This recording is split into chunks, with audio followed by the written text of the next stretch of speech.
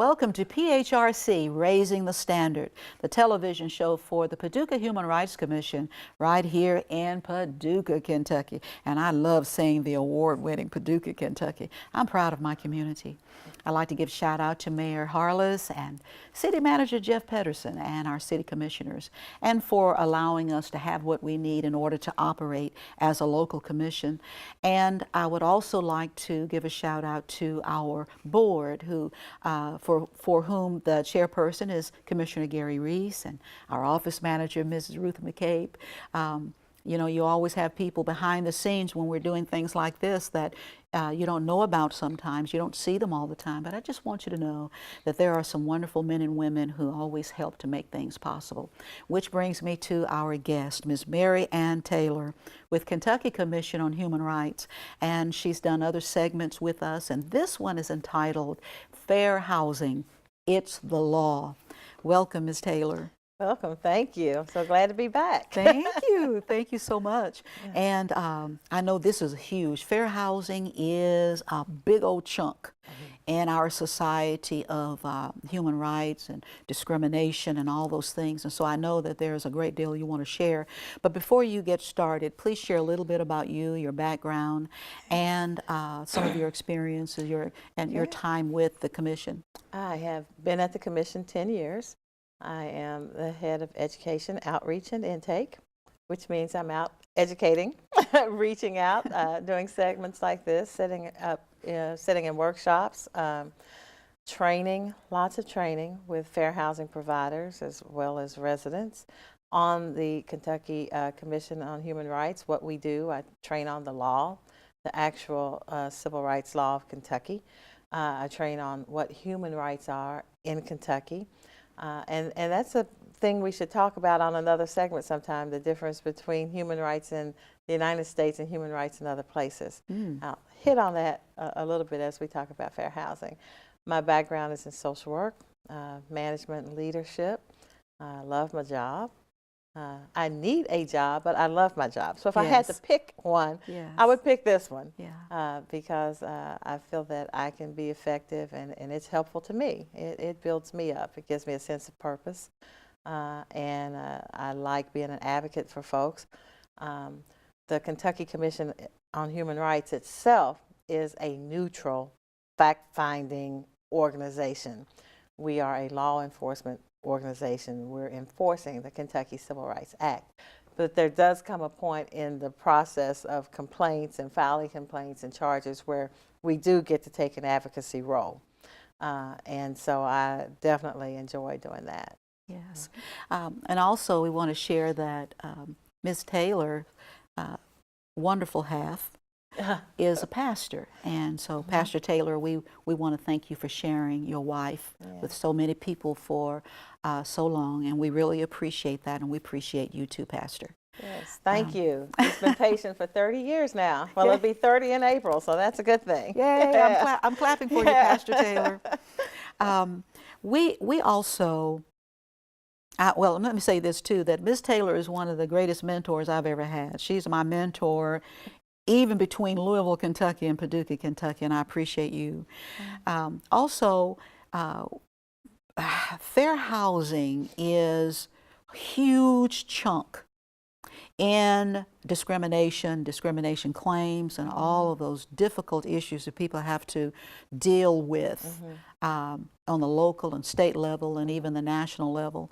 And so you just go right into it, and I'll interject every now and then because this is so big. I want to make sure that the people get all they can for this segment. It's big, and it is an area that I am passionate about. Earlier when I said there's human rights and then there's the Kentucky Civil Rights Act.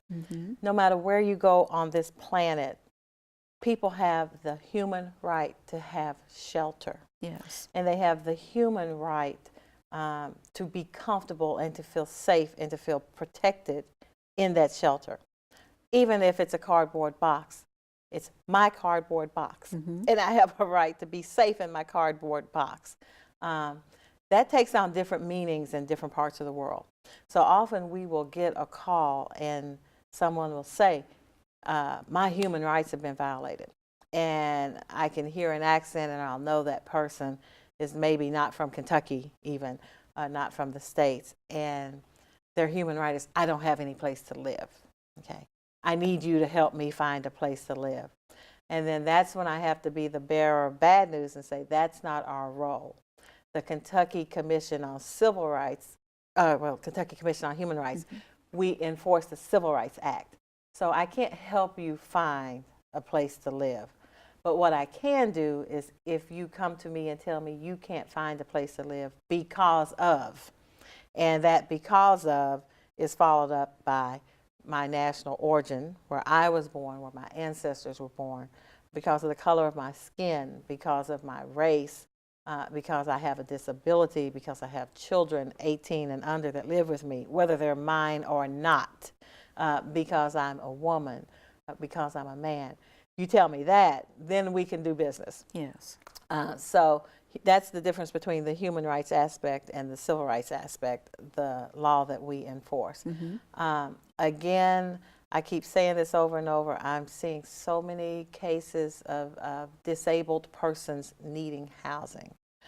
We see quite a bit of national origin cases. That seems to be on the rise just in the past year or so. Folks just, we have leasing agents, we have landlords who just don't know the law, don't know that it may not be appropriate to say, I don't want you living here because, and it's one of those reasons that I listed. By far, I would say there's such a growing number of disability cases where there's an emotional support animal. We've talked about that a bit. An emotional support animal does not mean it's a dog. It doesn't have to be a particular breed. And it comes down to the education outreach piece again. When you have an emotional support animal, when you have a service animal, landlords, leasing agents, you cannot require a pet deposit because it is not a pet. You cannot require a monthly rental for that animal because it is not a pet. You cannot require insurance for that animal because it is not a pet. The only thing you can legitimately ask for is shot records. Now some landlords have gone as far as to say we need to see the certification. The law doesn't state that the animal has to be certified. They don't have to have a certificate on their body. They don't have to have a vest to be a trained service animal. Okay, so if the resident says, I don't have that, or I'm not coming up with that, then there's nothing you can do, landlord, except say, okay. Now, I get asked this question a lot. As a landlord, as a leasing agent, as an apartment manager, when can I say no? This is my property, and there are certain things I want to happen on my property that I don't want to happen on my property. When can I say no? And there are times when you can say no, but you have to be able to show us, or show a hearing officer, that it is going to change how I do business. It's going to put someone in danger, legitimate danger, not I heard that pit bulls bite people. No, has this particular animal posed a danger or a threat? When your property is not being cared for, then yes, you have some leverage to say yes or no. But you have to be able to show that. You can't just say, well, I don't like dogs, I don't want them on my property, I'm sorry that you need the services of a service animal or an emotional support animal. So we've just seen tons and tons of that. Another thing that people really, really need to think about is familial status. Children below the age of 18. It may not always be that it's your biological child. We're living longer, and many of us are raising grandchildren. Yes.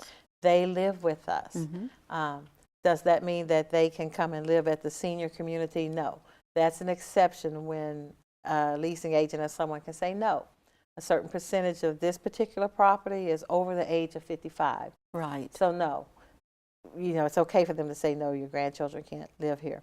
However, you should never be driving down the street and see an ad or a sign that says apartment units available, no children allowed. again, that can be a very subtle form of discrimination as well. You notice that all the families with children are on one end of a complex where the playground is, and then you got all your other folks that live at the other end. Like it or not, that's a form of segregation. Yes. And that is just not legal. It may not even be safe. You know, you can discourage parents by saying, okay, you can have this particular area here, and it's right next to the busiest street, you know, rather than in a cul-de-sac where it's, you know, a little safer. So we see a lot of familial status cases. Unfortunately, in housing, we see a lot of race cases. We see familial status based on race because we have a lot of children now who are of mixed race. Right. And I always ask, what mix? You know, because I think about making a cake or something. Well, what are you mixed with? You know, you mean mom checks one box, dad checks the other box. That's all I need to know. But we still have some folks that say, I don't want that here. You know, and then we see the racial slurs, and then we see the graffiti written on doors and that kind of thing. So the children are the ones that catch the brunt of that. We don't want those kids with hair that looks like that living here. So we see quite a bit of that. When we talk about different, again, race and national origin, people forget sometimes that when you move into an apartment, you're moving into a community. So you're not going to have a lot of standing to come to your landlord and say, those people next door, they have a smell. I don't like their smell. Or they cook food that smells funny and it's coming through my walls, and you know, it's making me sick. Or they smoke and the smoke is coming through my vents and it's making me sick. So we get a lot of cases that we end up having to mediate, you know, just around those kinds of issues, of residential issues. Usually where apartment complexes are concerned.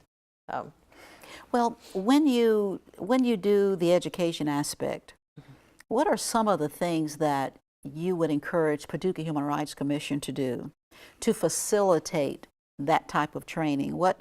How would you like for us to do that? Because we need to do that. Break it down into small 30-minute lunch segments. It can be so overwhelming. And no two cases are going to be exactly alike, but just give it to folks bit by bit. Today, we're only going to talk about service animals, emotional support animals. You know, next month, we're only going to talk about familial status. What does that mean? What if I'm adopting a child, but the child doesn't live here yet? What's the occupancy standard? You know, we've got folks that say, well, I don't want you to have 6 kids in my house. But the mom has 6 kids and the house has 4 bedrooms. Well, based on housing and urban development standards, that's enough bedrooms for that number of people. So just, you know, small chunks, but just to get the information out there. By the way, this is what the law says. And then, you know, not taking sides. We're not saying we're all resident advocate. We're not all landlord advocate, but here is what the law says, just in small chunks at a time.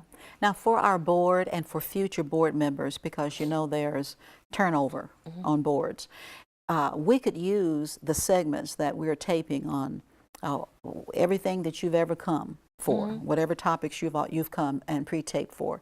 We could use that as training for our board and our student interns.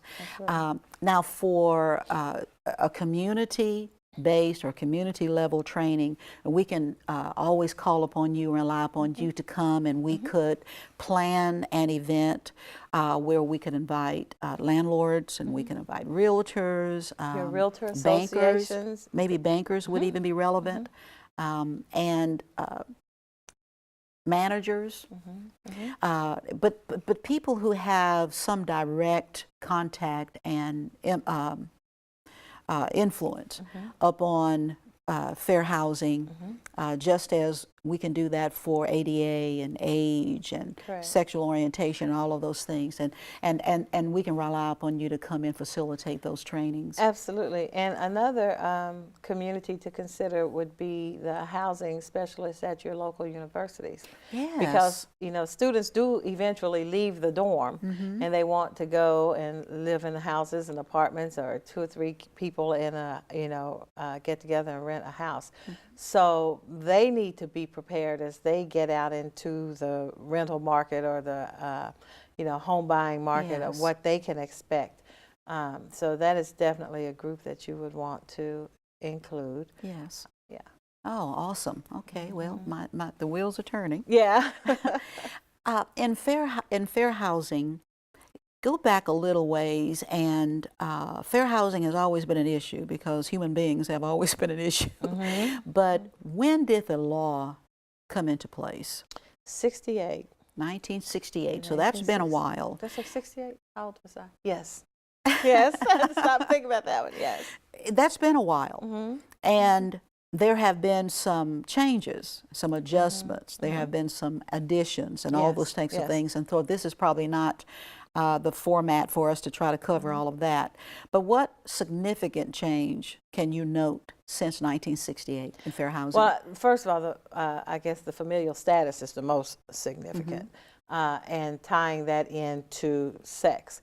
Because there was a time in Kentucky where a woman could not rent a home just as a woman. Yes. And so as we've moved to women being more independent and able to rent homes on their own, get credit cards on their own without their husband or father's signature, then we move into the era where women started to raise children on their own, adopt children on their own without a male figurehead. So that's been a big change over the last 50 years, you know, that we've seen in housing. And then, of course, the whole racial makeup. One of the other areas that the Kentucky Commission on Human Rights addresses is financial transactions. We still have banks and lending companies who technically don't redline or steer people to certain communities, but there are still discriminations that take place. Yes. Because of your age, we don't necessarily want to give you this loan. Because of your job or because of your race, we don't necessarily want to give you this loan. Or we're going to give you this loan at a higher interest rate than we're going to give someone else. We still have testers here in the state, that call banks, that call landlords, that call apartments and say, this is my situation. And when we find them to be in error, and when we find them to be discriminatory in the practice, then we go after them just like we do John Doe that's renting 6 houses. When you say testers, what do you mean? Testers, an example of testing would be I would have a white counterpart with a certain criteria call an apartment complex or a bank or whatever and say, this is my situation. I have a service animal, I'm disabled, I need an apartment. And then I have someone from another ethnicity call, exact same situation, exact same job, exact same money. The only difference would maybe be in ethnicities. And if one person is able to get it and the other person is not, then that's something we want to look into. We've had quite a bit of that testing going on around the issue of service animals. The law is you allow the service animal, regardless, you allow the service animal. Now, mind you, we have to constantly remind our clients, our residents, you got to meet the criteria. Yes. You have to be able to afford to live there. You can't just say, I have a service animal, they won't let me live here. And then they legitimately come back and say, no, everyone goes through this background check. Everyone has to make this amount of money, to live here. And if you don't meet that criteria, then we can't help you. Right. So that's how that one works. Well, and I'm sure that you know this in all of your experience, but quite often, and I want to touch on this, quite often people will complain, but don't necessarily have a discrimination complaint.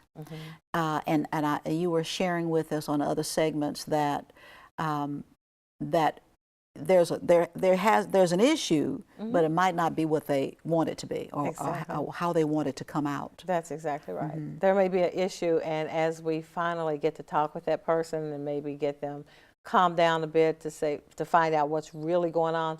We may find a discriminatory issue and it may not even be what they called us for. Or they call and we have to say, you know, you're absolutely right. This is horrible. It is horrible that you have mold growing, you know, from your floor, that you have mushrooms sprouting up. The mold is so bad, but guess what? You're not in a city that has a uniform residential landlord-tenant act. Yeah. You don't have any recourse other than to maybe call code enforcement or to get an attorney. But that's not something that falls under the jurisdiction of the Kentucky Commission on Human Rights. Right. It is terrible what is happening to you, and you know, I want the best for you and your children, and I know it's not a safe place for you to live. You know, I know that maybe the atmosphere is messing with your asthma or whatever, or aggravating it. But that's not something we can help you with. Right. Yeah. And so those things like that, you can call local officials, you can call the health department, those types of things. County attorney's office. And sometimes they'll say, well, call the Kentucky Commission on Human Rights. And yes, so we have to do training with them as well. Right, Yeah. right. Yeah. In fair housing, what are some of the experiences having to do with the older people? Sometimes when the spouse has passed away and now you need to sell some things and you need to downsize and you need to find a place to live. What are some of the experiences that the older citizens experience in housing? Haven't had a lot of those, particularly like you've mentioned, where maybe a spouse has passed away, because quite naturally then it might be a matter of income. Yes. A matter of size.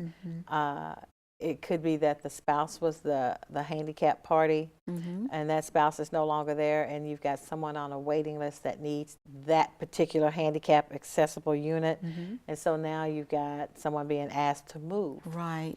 And although, you know, they may have a place for that person to move, you know, if you can imagine, I can't imagine uprooting my 87-year-old mom and saying, this particular unit that you've occupied for the last 20 years now needs to be given to someone else because your husband's no longer with us. Yes. So we know that those kind of issues come up. That's not something that we would have jurisdiction over, and it's not something that would be considered a discriminatory act. It would actually be part of the law that says if you have a unit available and the person that occupied that unit, the disabled person is no longer there, then you're supposed to give it to the next person on the waiting list. So we have that. The main thing I've seen, though, with the elderly population would be disability, asking for accommodations, asking for a closer parking space, asking for ramps to be built so that, you know, wheelchairs or walkers can get up and down the stairs, to be put on first floor units. You know, those are the kinds of things we see with our elderly population. And housing, for example, in Paducah Housing Authority and housing facilities like that, they usually do a really, really good job to make sure that they have ramps and they have parking, decent parking and those types of things. And so I think that housing authorities near and far do a pretty good job. They have to do a pretty good job. But other realtors, other renters who, like I think you said either on another segment or maybe a few minutes ago, that they own the property and feel like they can do what they want to do within reason. Within reason. But the laws outweigh the fact that they own the property, that there are laws. There are still laws that they have to abide by. And what they have to understand is, those of us who look at the law and enforce the law, we always use that word that you just used, what is reasonable. If someone is asking you to do something that's not reasonable, we're not necessarily siding with them. Right. Or we're not siding with anyone, but we're able to see, no, that's not a reasonable request. So that's the key word, is reasonable. And the other piece of knowing the law is knowing who pays for it. Right. Often when the landlord that has just a couple of houses realizes that there are certain accommodations that I can provide or certain modifications to this property, but I don't have to pay for it as a landlord, the resident does, then we see an attitude change. It's like, oh, you're going to pay for the ramp. So the law is that the landlord says, yes, you can have a ramp, but this is not a federal property and I don't receive federal funds, so you have to pay for your ramp. Sometimes that changes the whole tenor of the request as well as the person saying, yes, you can do that. It's Now, educating both sides. Yeah. And in a case like that, Ms. Taylor, there are some specifications, though, that must be met. For example, you don't want to devalue the landlord's property. So there are some strict expectations that must be followed. There are some strict expectations that ADA says, Americans with Disabilities Act say have to be in place. In other words, you can't just put up a ramp. You know, there are certain specs, the way that a ramp has to be built, number one. So yeah, you can't just do what you want to do. Also, you can't just paint it any color you want. The landlord says you use this contractor, you use this wood, you use this particular type of siding. Landlord has say-so in what happens to their property. And most importantly, when you leave that property, you put it back in its original state. And that's an expense on the resident, not the landlord. You have to put it back like you found it. Back the way you found it. Unless the landlord says, you know what, this is more valuable to me this way, and we can leave it. But the law states that you do put it back the way you found it. All right, that's good to know. Education is the key. There is positive power and positive knowledge. And we're going to have to say goodbye. I hate it. Can't wait to get you back. We'll be back. All right. Well, ladies and gentlemen, I hope that you have really, really enjoyed receiving all the information that you have. We've enjoyed making sure that you have it. Also, if you have ideas and suggestions, please give our office a call and leave them for us. Some of the shows that we've done in the past have been a result of ideas and suggestions from people that we live among. And so go to our website. We shared with the city. You can go to the Kentucky Commission on Human Rights website. Find out some things. If you're not comfortable with the computer, I bet you have some grandchildren or great-grandchildren who are. And you can always call us. You can always call, that's right. Yes, yes. And so we appreciate you, and we look forward to coming into your viewing audience again real soon. Paducah Human Rights Commission, PHRC, Raising the Standard.